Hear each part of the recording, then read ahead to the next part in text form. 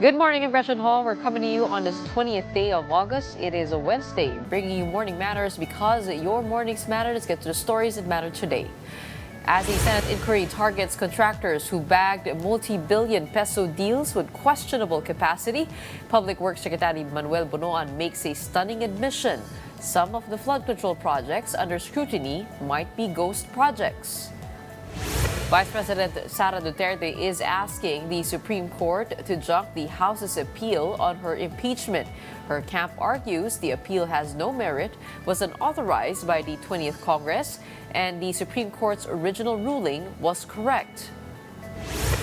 And a U.S. report revealed there was no clear improvement in the Philippine human rights situation in 2024, despite a decline in incidents.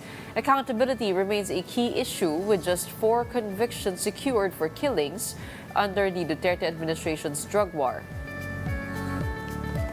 Welcome to our program, Morning Matters, where we talk about the issues you need to know for the rest of your day. Now, first on the agenda, Public Works Secretary Manuel Bonoan himself admits that some flood control projects may not even exist.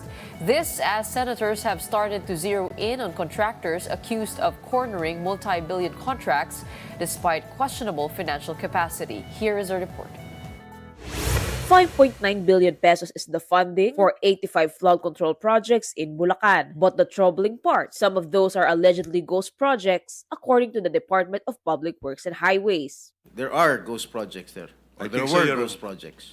In all candidness, Your Honor, I think so. That was the admission of DPWH Secretary Manuel Bonoan on the first day of the Senate Blue Ribbon Committee hearing on alleged Anomalous flood control project. Ghost projects were said to be found particularly in flood-prone areas in Bulacan, including Kalumpit, Malolos, and Hagonoy. And the contractor, Wow Builders, which bagged up to 9 billion pesos worth of contracts since 2021. Almost 6 billion pesos of that was for flood control projects in Bulacan. But were those really projects for flood control, or did we just burn taxpayer money? Ako lulukoyin dito.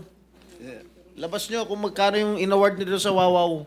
Kakadiri kayo. 15 contractors allegedly cornering multiple flood control projects nationwide were invited to the hearing on Tuesday, but only 7 showed up. That's why the Senate issued subpoenas to the 8 contractors who failed to attend to ensure their presence in the next hearing. Among those summoned by the Senate were Wow Builders' Mark Alan Arevalo, Sara Discaya of Alpha and Omega, Maria Roma Angeline Remando of St. Timothy Construction, and Yumer Villanueva of Top Notch Catalyst Builders, among others. Para hong ginagago itong committee natin na may sakit, nagbakasyon na, may mga prior schedule. Ano mas importante, prior schedule, Mr. Chair? Or itong investigasyon ito because 544 billion na pinag-uusapan natin. May I move for the issuance of subpoena to those absent invited resource persons, particularly yung mga contractors, Mr. Chair, to require them to be present in the next hearing. I so move, Mr. Chair. But it's not just ghost projects at issue. Senator Sherwin Gatchalian also raised possible hocus-pocus in pre-qualification. Even with low capitalization, some contractors supposedly cornered multi-billion projects. For example, MG Samidan Construction and Development Corporation, with only 250,000 pesos in capitalization, was awarded 5.2 billion pesos worth of contract. Similarly, QM Builders Incorporated, with only 1.2 million pesos in capital, bagged 7.3 billion pesos in contract. Ilang project ang na-execute mo na? Marami na eh. O kanina sinabi mo, hindi ka pa nakapag-umpisa eh. Meron akong hawak na martilyo rito, sinasabi ko sa'yo. Mr. Chair. Huwag kang tatawa-tawa kasi hindi nakakatawa ito ha. Mr. Chairman. Dito lang nagsisinungaling ka na eh. According to the DPWH, if ghost projects are proven, the contractors will face charges. But the question remains, where is the money and why didn't the COA detect it? Sir, sa ngayon po, sir, since we are still consolidating and gathering data from our regional and district auditors. Alam niyo yung problema, you have a very standard way of answering us Yes, eh. sir. You are still waiting for your regional offices. Alam niyo yung problema ninyo, Madam COA? Kasi puro kayo post-audit eh. In the coming weeks, the committee is set to continue its hearings on possible anomalies. Isabela Governor Rodito Albano said the province deserves more flood control projects, citing its high flood risk. Meanwhile, Bulacan Governor Daniel Fernando insisted that the DPWH carried out flood projects without coordinating with the provincial government. More in this report. Isabela Governor Rodito Albano expressed disappointment over President Bongbong Marcos's list of provinces with the most flood control projects. Although Isabela ranked third with 341 since 2022, Albano said the province should have received more funding, highlighting its vulnerability to flooding. Masama loob ko dyan eh. Kasi dapat, instead of number 3 kami dyan sa list, dapat kami naging number 1 eh. Kasi talagang flood-prone ang Isabela. Lalo sa Isabela at Cagayan. Ano? We're talking of real projects. Ha? Kung real itong mga to, pero kung ghost yung mga yan, ay ibang usapan na yun. You have to understand. We have the Cagayan River. Ang Cagayan River, ang pinakamahabang river sa buong Pilipinas. Eh. In an interview with Storycon, he stressed that local governments have no final say in how these projects are carried out, as decisions and funding come from higher authorities. Bakit kami sisisihin? Unang-una, hindi nanggaling sa amin yung pondo. Pangalawa, hindi kami nag-determine yan. Siyempre, ang nagde-determine yan yung national government. Hindi kami pwedeng sisihin ng mga tao dyan sa mga flood control projects na yan. Kasi alam nila hindi sa amin yan. Albano added that he is willing to speak up for local contractors involved, urging an end to the ongoing blame game. Meanwhile, Bulacan Governor Daniel Fernando told the big story that flood control projects in the province are carried out by the Department of Public Works and Highways without coordinating with the provincial government. Fernando said he issued an executive order requiring all DPWH projects in Bulacan to be approved through the provincial capital. He also admitted being surprised by incomplete and substandard flood control work in the province. Hindi po sinabit sa amin ng mga project na yan. Kaya hindi namin alam kung saan yung mga project na yan. Nagawa po ulit ako ng executive order na lahat ng mga project ng national government, ng mga DPWH, yadaan muna sa amin. Leyte 4th District Representative Richard Gomez criticized a city mayor for repeatedly targeting lawmakers with corruption claims. In a social media post, Gomez said such accusations are being used for political gain. He urged the mayor to address concerns directly with the district's representative instead of making sweeping statements about the House of Representatives. Gomez added that while the mayor focuses on corruption claims, his city continues to face serious problems. Now, these include worsening air quality, poor public transport, ineffective waste management, overcrowding, illegal structures, and weak urban planning. Vice President Sara Duterte is asking the Supreme Court to junk the House of Representatives' appeal on her impeachment case. In a 27-page comment, Duterte's legal team said the House's motion for consideration has no merit and was not even authorized by the current 20th Congress. They also argued that the Supreme Court's earlier ruling declaring the impeachment complaint unconstitutional needs no correction. The House had claimed the court misread the sequence of events when it ruled that lawmakers committed grave abuse of discretion. But Duterte's camp insisted the appeal is a diversion that fails to present valid grounds to overturn the decision. When we return, let's circle back to our top story on flood control projects. And to further understand how these projects take place, we'll be joined on the show by former DPWH Secretary Babes Singson. Stay tuned. Morning Matters will be back.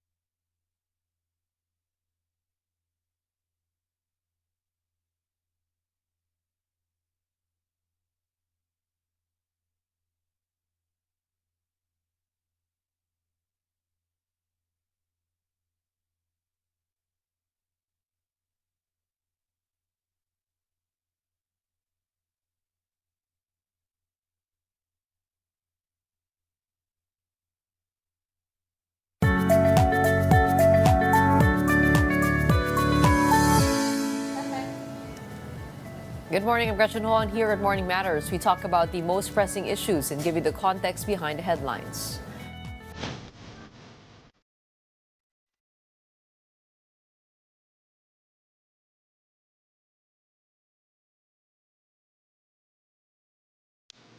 Senator Sherwin Gatchalian says the DPWH may be held primarily accountable for questionable flood control projects. Gatchalian told the big story that it was the agency that entered into contracts, audited, and accepted the projects before releasing government funds. Gatchalian also noted that DPWH Secretary Manuel Bonoan may be fully aware of what's happening, calling him a heavyweight in infrastructure projects who is only treading carefully in addressing the controversy. The senator further warned that the Senate may divert the funds to classroom construction to help address the education crisis. We're trying to rush. We're trying to close the gap and rush in terms of addressing our education crisis. So if DPWH will not give us a solid argument for this flood control projects come 2026, then we won't hesitate to remove the amounts given there. This is a signal to them that they have to straighten out. Several flood control projects in Oriental Mindoro have collapsed following heavy rains from the southwest monsoon, causing damage to agricultural land. Farmers in Bongabong and Nauhan reported crops buried under sand and debris after damaged dikes allowed river water to flood their fields. The Department of Agriculture estimates up to 600 metric tons of rice lost annually due to flooding and damaged flood control projects. Meanwhile, the Department of Public Works and Highways assured that repairs on the damaged flood control projects are underway under their 5-year warranty. Every year, ang damage sa atin is 500 to 600,000 metric tons na nababawas. So kung maganda or effective yung ating control sa pagbaha, kunwari bumaha, tas mabilis din ang pagkawala nun, 'di ba? Mas less yung damage sa sektor ng agrikultura kasi number 1 din ang sektor sa naapektuhan ng pagbagyo at pagbaha. So habang tumatagal yung pagbabad ng baha, tayo makahinga. Amid questions over anomalous flood control projects, we now talk to former DPWH Secretary Rogelio Babes Singson to help us understand how flood control projects are supposed to work, from the planning and bidding to budget release and inspection. Magandang umaga po sa inyo. Thank you so much for joining us and for your time. Thank you so much, Gretchen, for having me. Thank you. Okay. Yesterday, we're coming off from the hearing on flood control projects, and the Secretary was put on the hot seat with him. We heard him say that they're still validating many of the flood control projects on the ground and whether these were completed and whether the reports were true. Do you agree with the Senator Sherwin Gatchalian's statement that the DPWH may be fully responsible over all of these flood control projects, that they should be held fully accountable? Gretchen, the issue the process of DPWH in terms of identifying projects has really been bastardized several times over. It's fairly simple. During my stint there, we had very clear criteria for projects to be executed. The main reason I've been following all these discussions is that before, a district engineer only had control over 50 million projects. In other words, a district engineer can only approve up to 50 million. It goes up to the regional director, I believe, if I'm not mistaken, at the 150 threshold. Anything above 150, it goes to central office for a more thorough review. Okay. What has happened in the past is the 50 million threshold has been increased to 150 million pesos.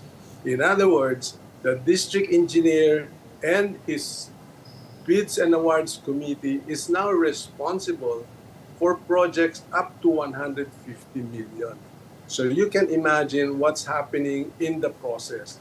A 1 billion project, china-chop-chop na yan ng 150 million each so that it does not go to the scrutiny of anyone above the district engineer. Let's face it, the district engineer is very vulnerable to politicians.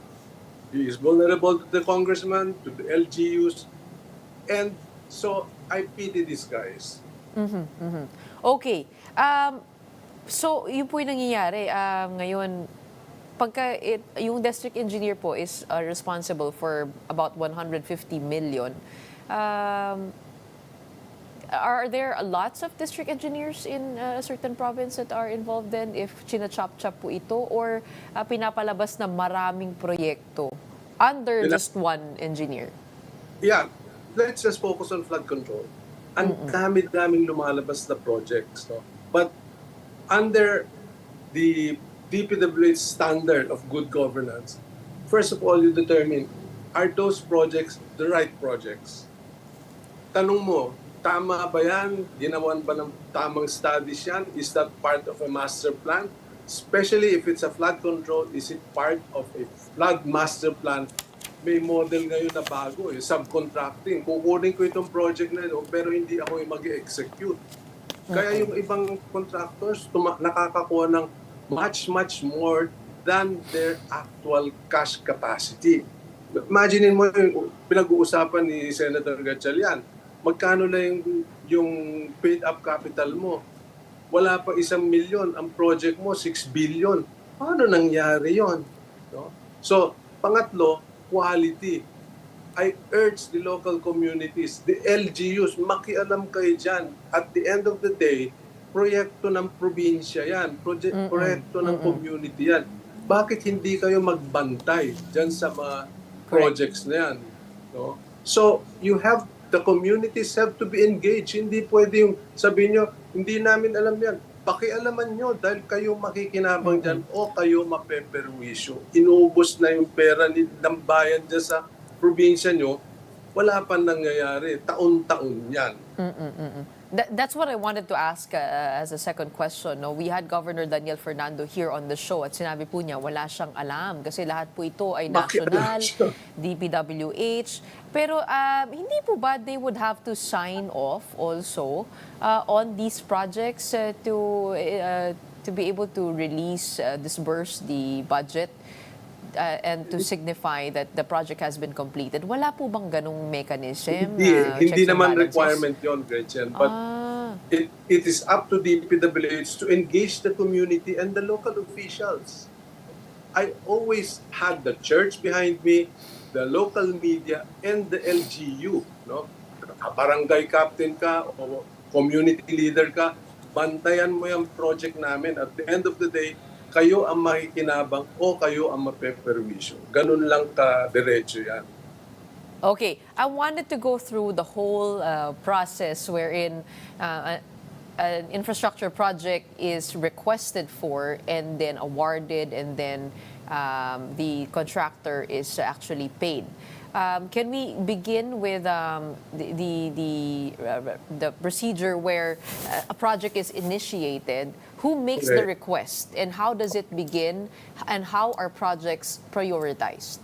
Okay, may proseso yan. Ano? So first, at the district engineer level, no, district level, may mga list of projects coming from all quarters. Sabi mo na, congressman, local government, barangay, gusto namin ganito, ganyan. You have to identify those projects and collate all of it at the district level, at the regional level, and then at the provincial level. All of these are now collated by the department and becomes part of what is now referred to as the National Expenditures Program, NEP. The President signs off all of these submissions from the different departments and submits it to Congress. Okay. After that, the Congress now will review them. Siyempre, kanya-kanyang interest na yan. Yung bang proyekto sa distrito ko, tama ba yan? sa akin ba yan? Kanino ba yan? Sino nag-submit yan? And everything else. And that's why you have these hearings. After those budget hearings, the Congress will come out with what is referred to as GAA, General Appropriations Act, which is now the budget proposals or budget appropriation na yan. Now, ang question dyan, between the NEP that was submitted, in particular DPWH, and what was approved in Congress, may tinatawag na insertions, may nagsingitan na wala naman sa programa ni DPWH. Saan nanggaling yan? Di siyempre sa Kongreso. Okay? Anong klase yung mga siningit niya? Ba't ang laki-laki? 800 billion ang sinabmit sa NEP, lumabas 1.1 trillion. Yung 200 billion na yan, saan pupunta yan? Ang balita ko, puros flood control karamihan yan. Bakit? Anong basis niyan? Yan ang mga tanongin ng Senado. Isa-isayin nila. Si Senator Ping Lacson, yan ang ginagawa niya dati sa amin. Tatanungin niya na kagad yan. Ano nangyari? Ano itong mga insertions? Ano itong pork barrel na to? Tawagin na natin pork barrel. Name it in whatever, but sa akin, yung insertions yan, hindi namin alam saan nanggaling yan. Okay, so ibig sabihin po, kung ito po ay dinadala sa Kongreso for review at dito po nangyayari mga insertions, ibig sabihin ng mga kongresista ay may full knowledge of the budgets that go to their districts and provinces. Tama po ba? Of course, surely. Oo. So kung ayaw din po nila maglagay ng budget sa isang lugar, pwede rin po nilang tanggalin at ilagay po sa iba? Pwede naman. Pero siyempre, iiyak yung binawasan. Okay. So, kaya puros dagdag para walang away. Yun nga rin po ang tatanungin ko sana, no? Kasi kung ang pera ay dumadaan po sa mga congressman at yun po yung kailangan para mapaandar yung DPWH sa isang lugar, hindi po ba dapat, Let me correct. Hindi yung pera yung dumadaan, yung list of projects. List yung of projects lang, for the approval yun. only. Oo. So, itong mga congressman, when they look at the DPWH budget, do they do reviews of these flood control projects? And kung kung kailangan po ba talaga ito? Dapat ginagawa nila yon. Kasi kung talagang hindi naman kailangan yon and they need it for, let's say, improving their bridges or their other infrastructure, they can say so. Kasi DPWH has different programs. National roads and bridges, you have flood control, you have what we call convergence. No? Halimbawa, nasa distrito ko may seaport, pero yung papunta sa seaport, barangay road. Paano papasok ang container vans dyan? I'd rather focus resources of government to making those barangay roads national roads. No? Yung ganun ba? Okay. So, are flood control projects the easiest loophole to exploit? I mean, kayo na po nagsabi na marami po insertions sa flood control po napupunta. Bakit ho? Several times, yes. Yun po yung number numero uno. Pinakamadali. Kasi po sa dredging, hindi na po mamamonitor kung na-dredge na mga riprap, hindi po makikita yung ilalim. Oo. Okay. But ito po sa mga decade na nakita po natin sa Bulacan, marami po sa kanila ay parang walang bakal, ano? I mean, wala po bang standard ang DPWH dito na dapat pag meron po kayo in-implement na proyekto, ini-inspect po yan at dapat it holds to a certain standard to make sure that it lasts for a long time. Let's face it. No? Yung flood control project na yan, kung kailangan ng sheet piles, dapat umabot hanggang doon sa hard surface sa ilalim ng tubig. No? Usually, ang sheet pile, 8 meters ang haba niyan para nakabaon at saka naka-anchor sa ilalim na hard surface. Pero yung kontratista, kung ang natitira na lang sa kanya 30% for the project, he has to make money for 12%. So 42% matitira sa contractor. Eh yung 8 meters na yan, obviously hindi niya na kayang gawin yan. Puputulin niya na yan sa 1 metro na lang. So yung 1 metro nakalutang yan. The next flood comes, wipe out yan. Walang ibig sabihin yung 1 metro. Hindi man lang umabot sa ilalim ng hard surface. Yan ang katotohanan dyan. At sinabi na ni Mayor Magalong yan sa amin. Okay. So, tama po ba na pati ito po mga contractor financially constrained din? And that's the reason, kayo na po nagsabi na that's the reason why they would have to make their own profits. That's why kumbaga substandard yung mga proyekto. Kasi hindi rin po sila nababayaran on time or hindi rin sila nababayaran ng malaki-laki. Kumbaga, in terms of the profit sharing, they don't really get a huge amount. Yeah, there's nothing left for a good project. 30% is not enough to construct a project according to specifications. Ang problema talaga dyan is the inspection. No? Kaya I am calling the attention of the LGUs and the communities themselves. May projects sa inyong komunidad, bantayan nyo, pakialaman nyo, alamin nyo kung ano yung quality niyan. Dahil I am sure, pagka nag-shortcut yan, kayo ang mapeperwisyo. Yang bahana yan, matagal na dapat na solusyonan yan. Ilang beses nang paulit-ulit yung flood control project sa distrito nyo, hindi na na-resolve yan. Okay. Let's continue on the process. So after po the requests are sent to the district engineer from the district, provincial, and regional, what is the process for bidding out these projects and how are the bidders chosen? Yeah, the district engineer or the district office of DPWH has a local or a district bids and awards committee. Okay, so the bids and awards committee is the one that conducts the bidding. Now, kung yung mga nandiyan dyan, walang ayaw sundin yung proseso or nasabihan na kung sino yung mananalo, ano pa ibibid nila? Nagkalutuan na pala.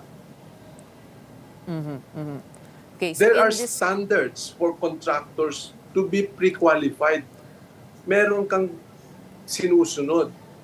Critical to that is what is referred to as the net financial contracting capability.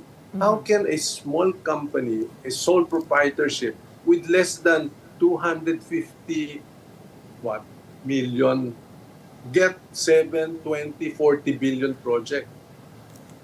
Hindi ko maintindihan yon. Paano nakakakuha yon kung hindi naman talagang pinagsabihan na huwag nyo nang tignan yung NFCC na yan.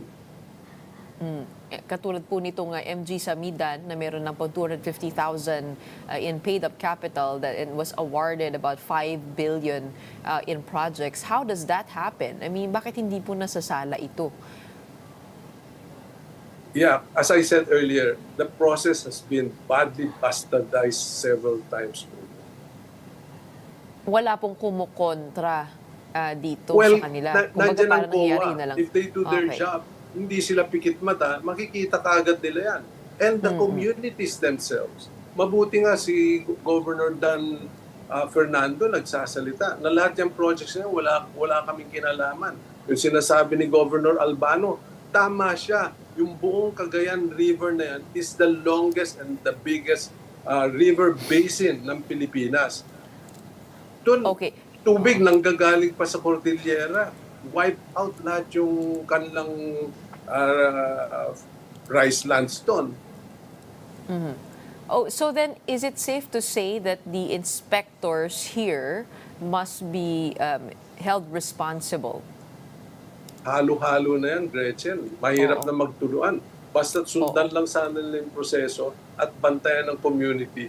Kasi sila po ang nag-a-approve Oo. Yung inspectors po, saan po nanggagaling? Yung mga nag-signatories po before mabayaran yung contractor?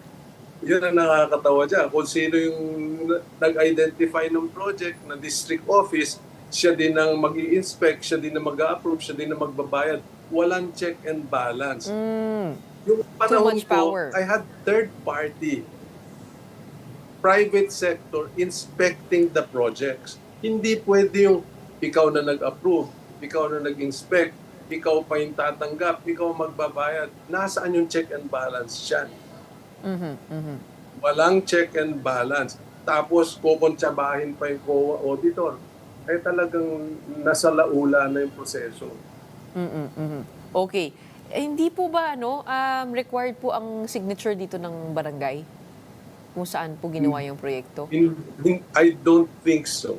I don't think so. But so as a process, they should be involved. Okay. And then the COA, when do they step in?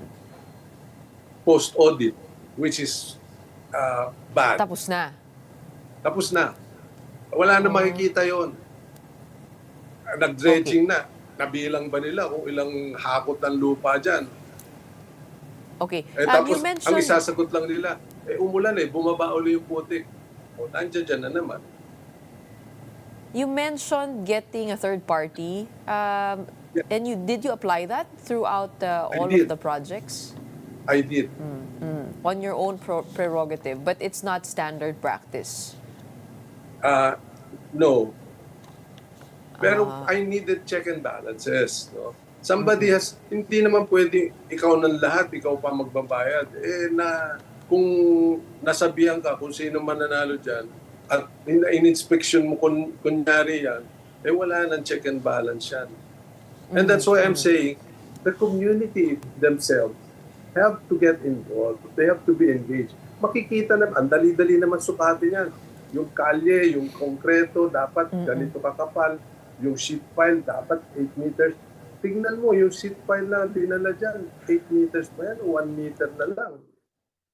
Totoo. Pero kung ang power po ay nasa district office at district engineer, hindi po ba matatakot din ho yung local community na magsalita dahil baka sa susunod hindi na po sila mapagbigyan dun sa mga request nila sa kanilang barangay o sa kanilang distrito?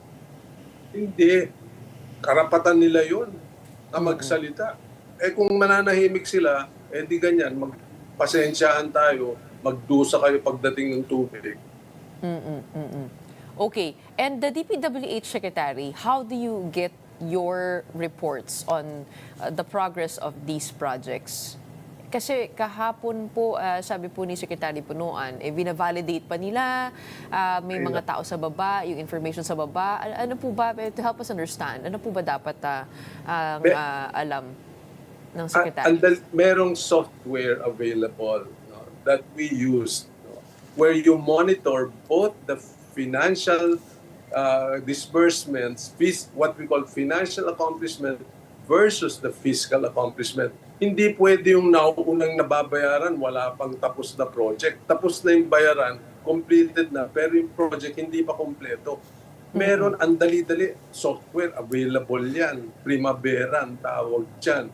We use that extensively from the districts, the regions, all the way to the top. So at the end of the month, mako-consolidate mo kaagad yan. O saan tayo na-delay? Bakit ganito ang delay dyan sa project na yan? Pero advance payments lahat. Well, do you think the Secretary was really not aware of what was happening? No, I pity Secretary Bono. I pity him. Because 150, wala na siyang control Wala nang project daw sa central office, no? Ang nasa central office na lang na ginagawa nila yung official development assistance, foreign assisted, dahil lahat nasa district or at the most nasa region. Okay, so then siguro kailangan pong ipatawag sa Kongreso itong mga district engineer. Dapat lang, umpisa niya sa Bulacan. Tanong niya kung saan nanggaling yung district engineer dyan. Okay. Kung kayo po ay magpropose po ng mga amendments to how these flood control projects are bidded and awarded and requested, ano po kaya yun? Paano po kaya mas magiging pulido po yung checks and balances po natin? Yeah. They just have to adapt what we had already before, yung good governance and anti-corruption measures, which is the 5 Rs. No? Right project ba yan? May mga measures yan to determine if they're the right projects. Right cost ba yan? Meron, kasi dati kami, meron unit standards. No? May cost unit standards. Hindi pwede magkatabi kayong distrito, iba presyo ng semento. Pareho kayong nasa Bulacan. Iba presyo ng isang distrito sa isa. Bakit? Saan nanggaling yung sementong yan? So, right cost. Pangatlo, right quality. Bantayan ninyo yan ng tama, hindi yung kayo-kayo rin ang magbabantay. Third party and the community should be monitoring those projects. Pang-apat, right on time. Hindi naman yung paulit-ulit, taon-taon yan pa rin ang binubugbog nyo nang wala namang pinupuntahan. Panglima, right people. Ito, importante. Right people. Tama ba yan na nandiyan dyan? During my time, walang outsider na nagiging district engineer. Puros dumaan sa proseso yan. Pagka may vacancy, it's all promotion from within. Sino yung gusto mag-apply, apply kayo. Then we will go to the process. All appointments are vetted at the ExCom of DPWH. It's there. Let's not reinvent the wheel. It is there. Kaya lang, as I said, it's been bastardized. Naawa ako sa DPWH. Ang dami naman professionals dyan. Pero lahat sila damay. I'm hearing stories, nahihiya na sila sa kapitbahay nila na taga DPWH sila. Okay.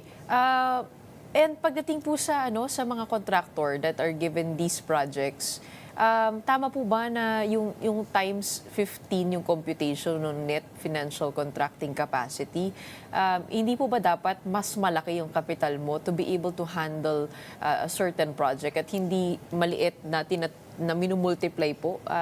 Alam po natin sa bank loan yun, di ba? Pero how is that computation done and assessment? If you review properly, makikita mo yan. Hindi naman straightforward times 15. Kung meron siyang ongoing projects na hindi pa niya natatapos na umpisan, babawasan mo yon. Dahil obligasyon na niya yun eh. Ito mukhang hindi, straightforward. Basta taon-taon, 15% of what I have. Teka muna, paano yung hindi mo ginagawa at hindi mo pa natatapos? That's part of your capacity. Okay. Baka kayo po ang pwedeng maimbitahan sa hearing. At maganda po ang insight po ninyo, into the whole process. Thank you so much for enlightening us. Maraming mga katanungan dyan. Sino nga ba Thank you, responsable? Gretchen. Thank you for having me. Appreciate it. Dahil nga po, nagtuturuan na. As I said, I'm doing it because I love the institution I serve for 6 years. Naawa ako doon sa mga taong nandiyan dyan, including Secretary Bonoan himself. Okay, maraming salamat po for your time today and for shedding light on all of these flood control projects. We have former DPWH Secretary Rogelio Babes Singson joining us on Morning Matters today. And don't go away, we got more to discuss right after a quick break. Keep it here on One News.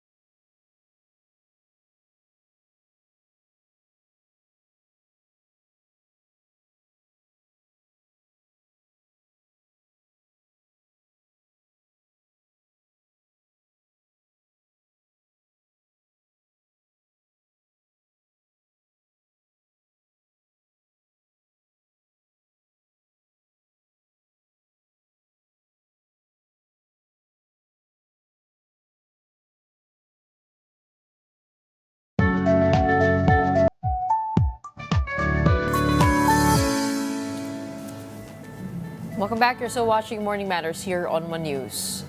Vlogger Alvin Sarzate admitted that divisions have emerged among supporters of former President Rodrigo Duterte. In an interview with Sa Totoo Lang, Sarzate said he chose not to join any group, citing a desire to avoid being associated with solicitation or political drama. He emphasized that quiet, personal support is enough for him as a private citizen. The vlogger also confirmed that he did not attend the so-called peace meeting organized by former presidential spokesperson Harry Roque due to a conflict in his schedule. Despite this, he assured that he remains cordial with all supporters and continues to support initiatives for former President Duterte. Nakaka-sad nga po na nangyari na meron na talagang identified na dalawang factions. Kasi nagsimula po ito lahat, we are really united in solidarity to show our unwavering love and support doon po sa ating dating Pangulong Rodrigo Roa Duterte. Po akong problema sa mga grupo-grupo at walang-wala po akong problema, ma'am, sa DDS at saka sa MAISOG na organization or sa pangkalahatang DDS individuals na sumusuporta kay PRRD. A U.S. report says the overall human rights situation in the Philippines showed no clear systemic improvement in 2024. The U.S. State Department cited the dismissal of charges against former Senator Laila De Lima and journalist Maria Ressa, as well as a Supreme Court ruling against red tagging. But the report noted continuing concerns over police impunity, extrajudicial killings, and other abuses. While incidents have declined compared to previous years, accountability remains limited, with only 4 convictions so far for drug war-related killings under the Duterte administration. Let's get the reaction of the Commission on Human Rights regarding this report. Joining us now is CHR Commissioner and Spokesperson, Attorney Beda Epres. Magandang umaga po sa inyo. Hi, Gretchen. Good morning, and good morning to your fellow viewers. Attorney, do you agree with the report saying that the Philippines showed no clear systematic improvement in 2024 on human rights? Maybe to put it in the proper context, let's all I think the report states that there is a decline in the numbers of human rights violation, but with respect to a sustainable and systematic approach on how to fight human rights violation, I think the government still needs an improvement on the matter. So there is a decrease in numbers of human rights violation, but a policy on a clear and sustainable and systematic way of how to prevent or address human rights violations is really still necessary. So that means to say you agree with the report's assessment? Yes. Okay. Sa mga nakaraang taon ho, marami pa rin po ba tayong nababalitaan na extrajudicial killings? And why do these continue to persist despite the administration's stance against the EJ case and for a more rehabilitative approach to the drug war? Probably the reason is yung the campaign against the drug problem is still intensifying. Tuloy-tuloy pa rin po ang Philippine National Police on this. Although there was a refocus on the part of the Marcos administration to treat the drug problem as a health concern.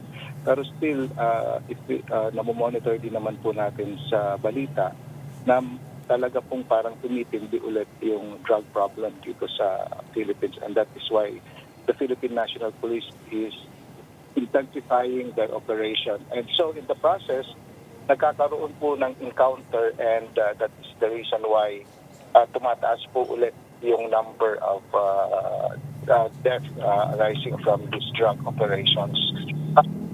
Maybe isa na rin po siguro is sinasabi po kasi nila that matagal makita yung accountability, yung progress ng mga investigations ng lahat ng investigating bodies medyo mabagal. So hindi kaagad na na-establish yung liability nung mga perpetrators. When I say liability, no, it's what I mean by that is the determination whether liable ba siya or is it a product of illegitimate police operation. So kung mabilis po sana yung ating investigation on this, hindi hangin yung issue on whether may liability or wala. Sana may establish po kaagad itong accountability kung meron man. Kung wala, and then i-dismiss na rin po kaagad yung cases because it is a result of illegitimate police operation. Does that mean to say that the government has not put in place enough deterrence against the EJ case? There are systems, ma'am, in place naman. Kaya nga lang, ang nagiging problema is pagdating po doon sa investigation na on the matter. Like investigation on whether this person is really involved in drugs or whether meron bang overkill doon sa procedure in implementing the police operations. Yun lang po siguro ang nagiging problema, kaya medyo nandyan pa rin yung usapin with respect to killings in relation to drug operations. Hindi ho ba pagdating naman po dun sa sa mga police operation, they are required to wear body cams. Kaya mas madali po makita kung ano po yung nangyayari in the crime scene, which could help the investigation itself.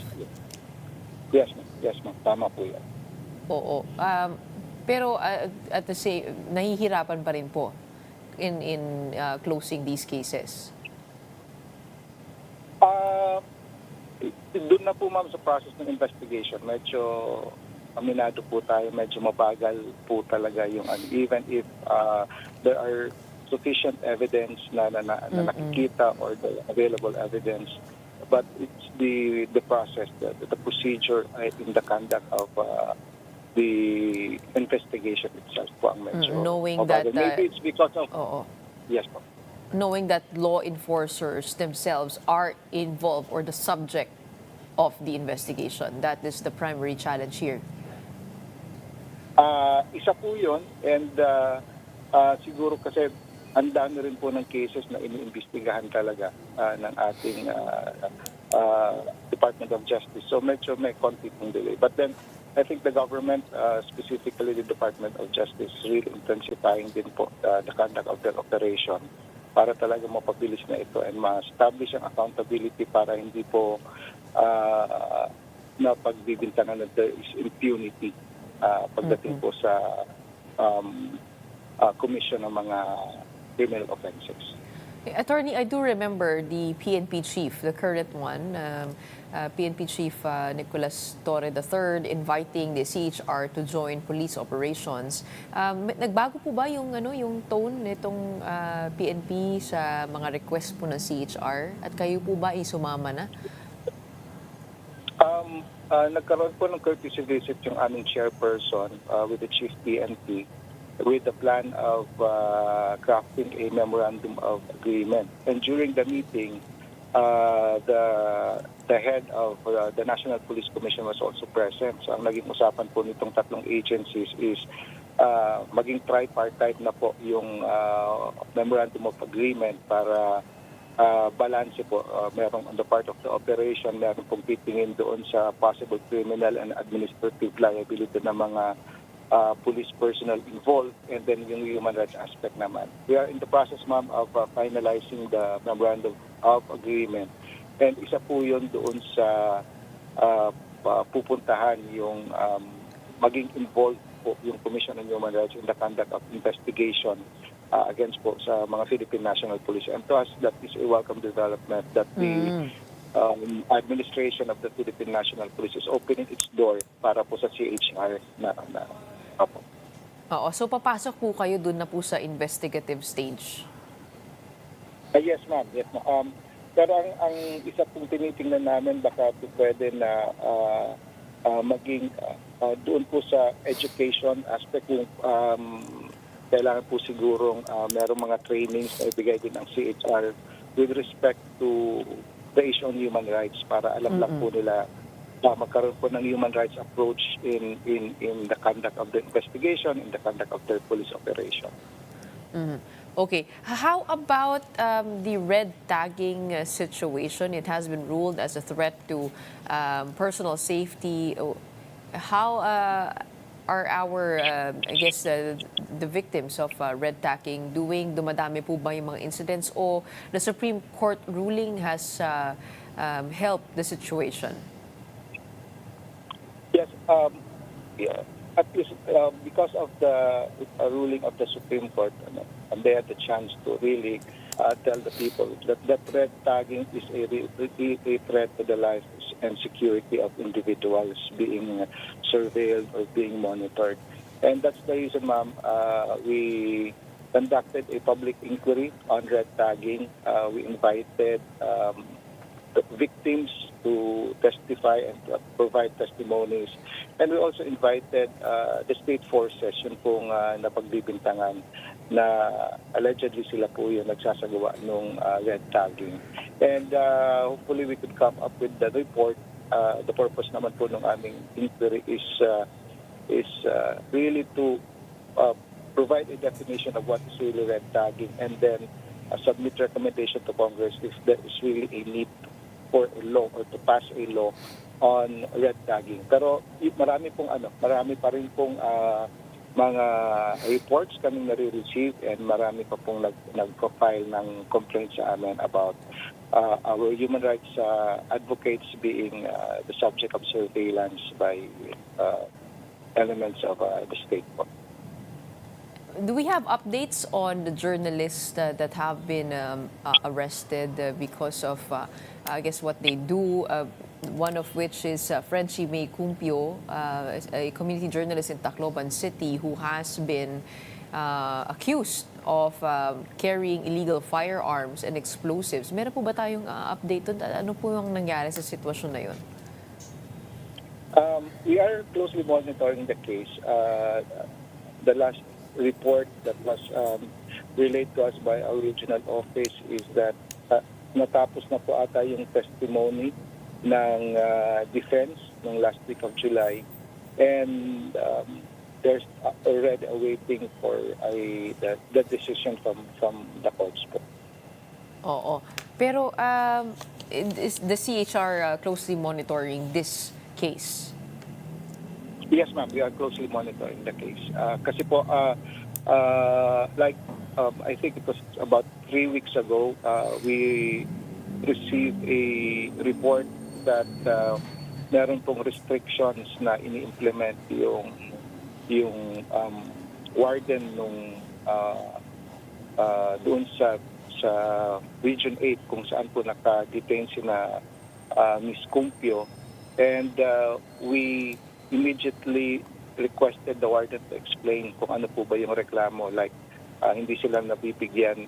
Letters that are supposedly addressed to them ay binabasa po muna, tapos hindi po kaagad sila pinagbibigyan din sa request for medical attention, and we already asked the warden to explain, and we're also conducting investigation on the matter. Okay. The Marcos administration has about 3 years left, and this report comes in the middle of that term. What would the CHR like to see from this administration to be able to give them a passing grade when it comes to human rights and pushing for a more systematic approach to the fight? Yes.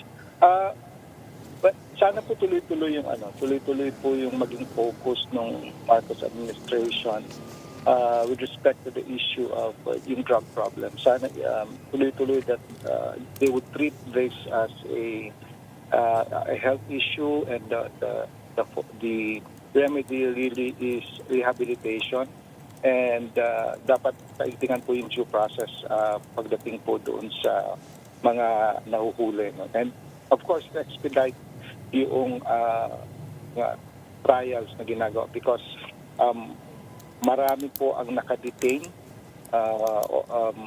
who are awaiting a trial, and those who have been in jail for quite a long time na po, na waiting for the decision in their cases. So kung mas mabilis po sana yung pag-dispense ng justice, then mabilis na makakalabas yung mga tao sa kulungan, and then that would really decongest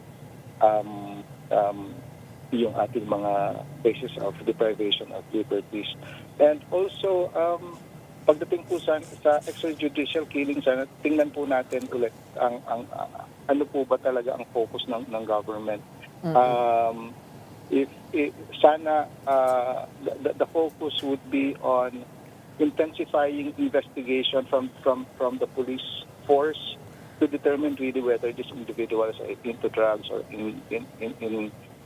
involved in any criminality, and that the killing would only be the last resort. If yun na po yung, if it is a self-defense, talagang at risk na rin po yung ating mga frontliners na mga police. Killing should never be resorted po sana. All right, thank you very much. This is a good point for self-reflection as the Marcos administration heads on to its last 3 years. At katuwang po namin kayo, ang CHR, in, fighting for human rights. We have CHR Commissioner and Spokesperson Attorney Beda Epres commenting on that latest U.S. report. Let's move on over to sports. Filipina triathlete Kira Ellis dominated the 2025 Europe Triathlon Junior Women's Cup in Riga, Latvia. The 18-year-old broke away in the run leg to outpace Belgium and Germany, securing the top podium spot among 50 competitors from 10 countries.